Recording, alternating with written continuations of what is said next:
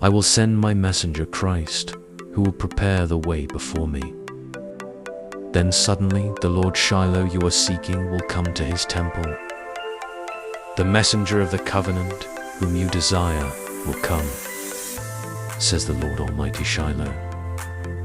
But who can endure the day of her coming?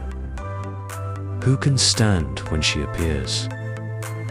For she will be like a refiner's fire or a launderer's soap. She will sit as a refiner and purifier of silver.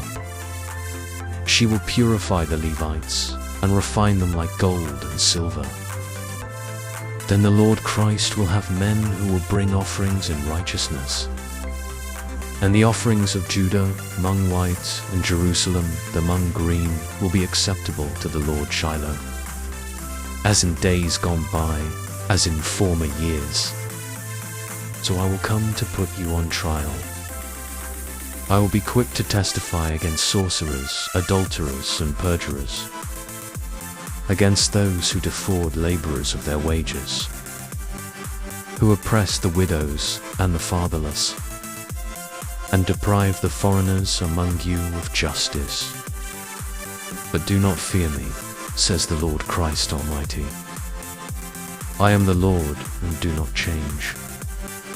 So you, the descendants of Jacob, are not destroyed. Ever since the time of your ancestors, you have turned away from my decrees and have not kept them. Return to me, and I will return to you, says the Lord Christ Almighty. But you ask, how are we to return? Will a mere mortal rob God? Yet you rob me. But you ask, how are we robbing you? In tithes and offerings. You are under a curse, your whole nation, because you are robbing me. Bring the whole tithe into the storehouse, that there may be food in my house.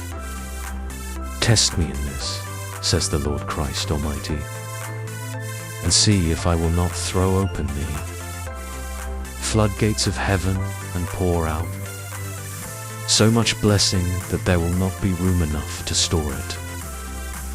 I will prevent pests from devouring your crops, and the vines in your fields will not drop their fruit before it is ripe, says the Lord Christ Almighty.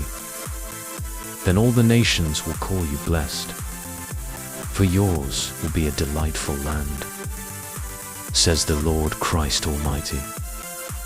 You have spoken arrogantly against me, says the Lord.